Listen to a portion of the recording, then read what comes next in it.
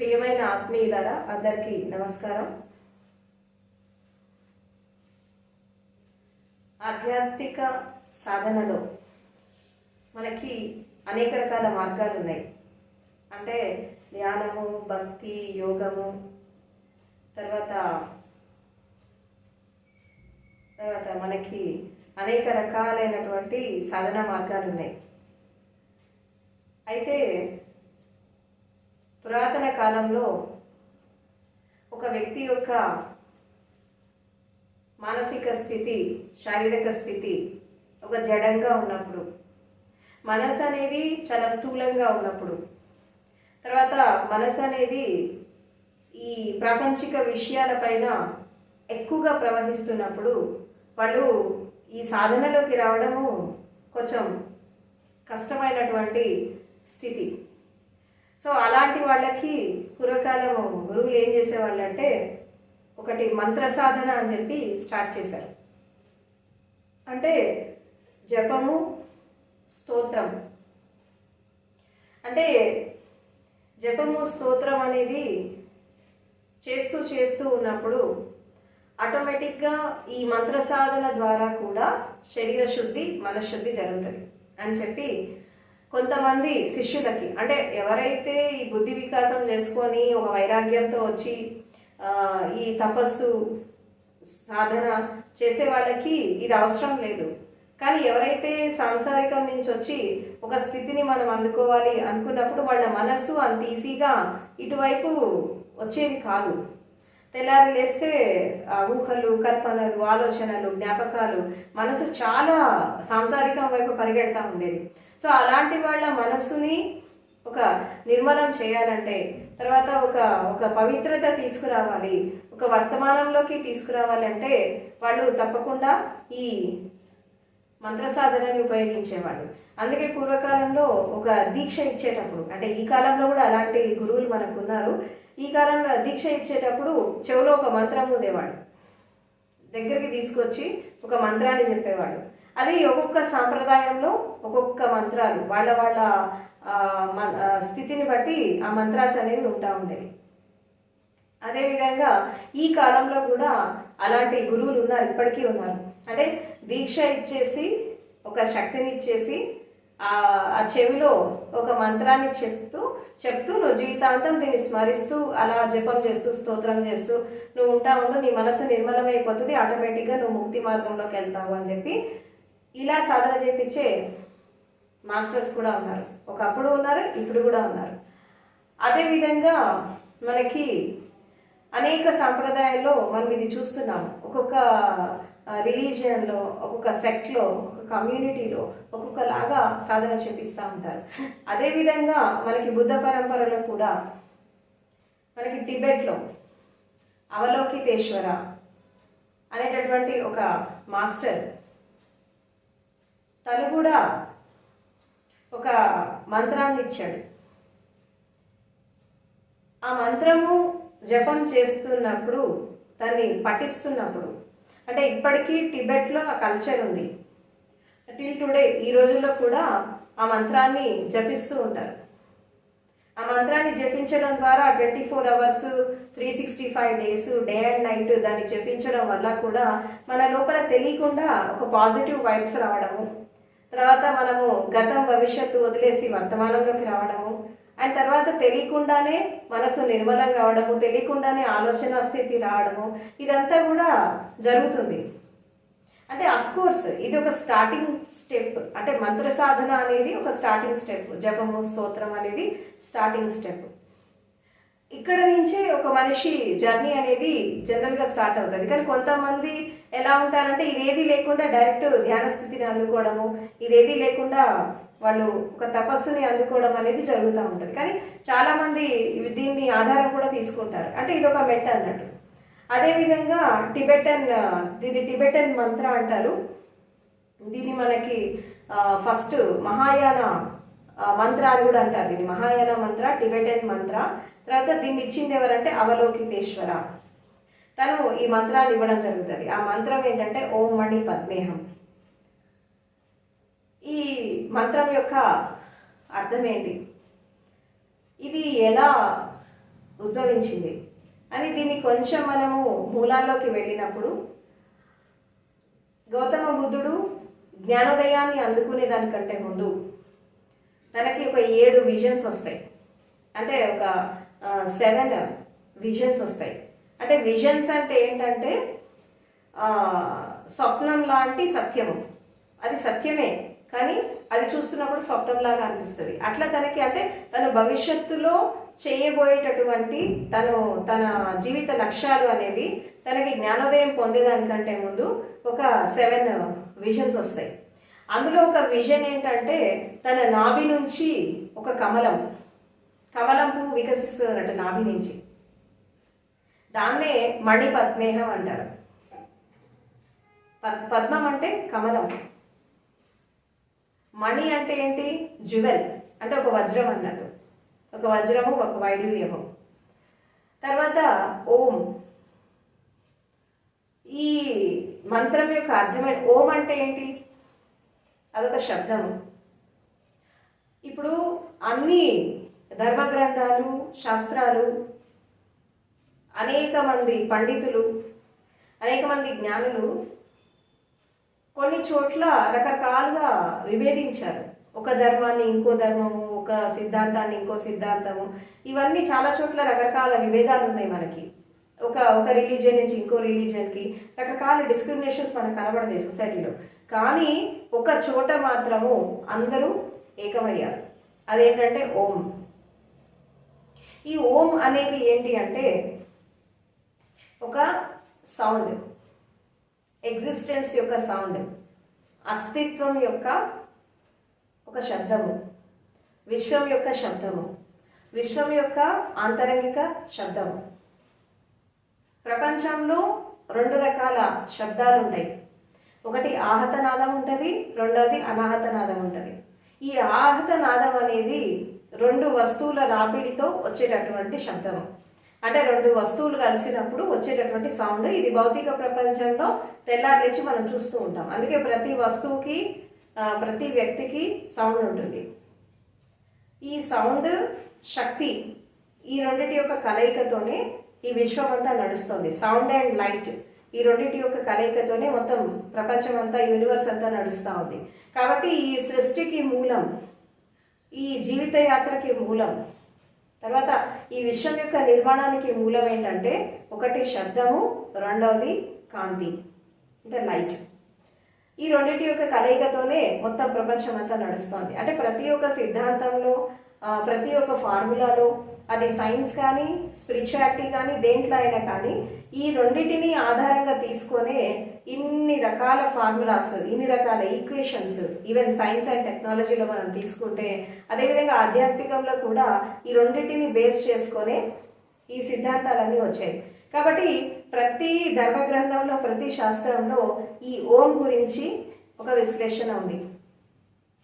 మన సిక్ పరంపరలో సంత్ గురునానక్ దేవ్ ఆయన నాదం గురించి ఏం చెప్తాడు, ఓంకారం గురించి ఏం చెప్తాడంటే ఏక ఓంకార సత్యనాం అంటాడు. అంటే ఓంకారం ఒక్కటే సత్యము. అంటే ఓంకారం అనేది అస్తిత్వం యొక్క లేదా దైవత్వం యొక్క ఒక రూపం. దీని ఇంకొక రూపం ఏంటంటే కాంతి లేదా శక్తి. ఈ రెండింటి యొక్క కలయికతోనే మొత్తం ప్రపంచం అనేది నడుస్తుంది. కాబట్టి ఓంకారం ఒక్కటే పరమ సత్యము అని చెప్పి చెప్తాడు. అదేవిధంగా మనకి బైబిల్లో తీసుకుంటే మన ఓల్డ్ టెస్టమెంట్లో ఒక సెంటెన్స్ వస్తుంది ఏంటంటే ఆది యందు వాక్యం ఉండెను, వాక్యమే దేవుడై ఉండెను అని ఉంటుంది అనమాట. ఇక్కడ ఆది యందు అంటే ఈ సృష్టి యొక్క రచనలో, ఈ విశ్వం ఆవిర్భావం రచనలో ఆది నుంచి అంటే సనాతనం నుంచి ఉన్నటువంటిది ఏంటి అంటే ఓం, ఒక శబ్దము. ఇప్పుడు మనకి బిగ్ బ్యాంగ్ థియరీ ప్రకారం కూడా మనం తీసుకుంటే కూడా మనకి ఈ విశ్వం అంతా కూడా ఒక ముద్దలాగా ఉండేది. దాంట్లో ఒక విస్ఫోటనం జరిగింది. ఈ విస్ఫోటనం ఒక ఎక్స్ప్లోజన్ జరిగింది. ఇది ఎక్స్ప్లోజన్ జరగడం ద్వారానే ఈ సృష్టి అనేది ఏర్పడింది, విశ్వం అనేది ఏర్పడింది అని చెప్పి మనకి సైంటిఫిక్గా కూడా చెప్తారు. కాబట్టి నాదము, వెలుగు అనేది ఈ విశ్వానికి ఆధారం లాగా ఉంది. దాని నుంచి పెద్ద శబ్దం వచ్చింది, దాంతోపాటు కాంతి కూడా వచ్చింది. ఆ శబ్దం ఏంటంటే ఓం. కాబట్టి ఆది యందు వాక్యం ఉండను, వాక్యమే దేవుడై ఉండనంటే ఈ సౌండే భగవతత్వము.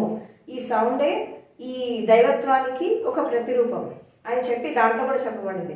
అండ్ అదేవిధంగా హిందూ స్క్రిప్చర్స్లో ప్రతి ధర్మగ్రంథంలో, శాస్త్రంలో, మంత్ర సాధనలో చూస్తే ప్రతి మంత్రం కూడా ఓంతో స్టార్ట్ అవుతుంది. అండ్ అదేవిధంగా మనకి ధమ్మపదంలో చూస్తే దీన్ని బుధుడు ఏం చెప్తాడంటే నిశ్శబ్దం యొక్క సంగీతం అంటాడు, అంటే సౌండ్ ఆఫ్ సైలెన్స్. తర్వాత జెన్ మాస్టర్స్ దీన్ని వన్ హ్యాండ్ క్లాపింగ్ అంటారు, అంటే ఒక చేత్తో వచ్చేటటువంటి శబ్దం అంటారు. జనరల్గా శబ్దం రావాలంటే రెండు చేతులు కలవాలి, చప్పట్లు రావాలంటే రెండు చేతులు కలిస్తేనే చప్పట్లు వస్తాయి. కానీ ఈ నాదం అనేది ఎట్లా వస్తుందంటే ఒక చేత్తో వచ్చేటటువంటి సౌండ్. జెన్ మాస్టర్స్ అలా చెప్తారు. ఇట్లా ప్రతి ఒక్క ధర్మంలో, ప్రతి ఒక్క ధర్మగ్రంథంలో, ప్రతి శాస్త్రంలో ఈ ఓం గురించి చాలా విశ్లేషణాత్మకంగా ఎన్నో రకాల సిద్ధాంతాలు ఉన్నాయి. ఎందుకంటే ఈ ఓం అనేది అన్నిటికీ మూలం. కాబట్టి ఓం మణి పద్మేహం అంటే ఏంటంటే ఒక వ్యక్తి ధ్యానం ద్వారా, లేదంటే యోగం ద్వారా, లేదంటే భక్తి ద్వారా ఏ మార్గంలో సాధన చేసినా ఒక వ్యక్తి యొక్క శక్తి అనేది ఊర్ధ్వగమనం జరిగి ఎవరి శక్తి అయితే ఈ అనాహత చక్రం దగ్గరకు వస్తుందో, అనాహత చక్రం అంటే ఏంటి? హృదయ చక్రం, హృదయం అన్నట్టు.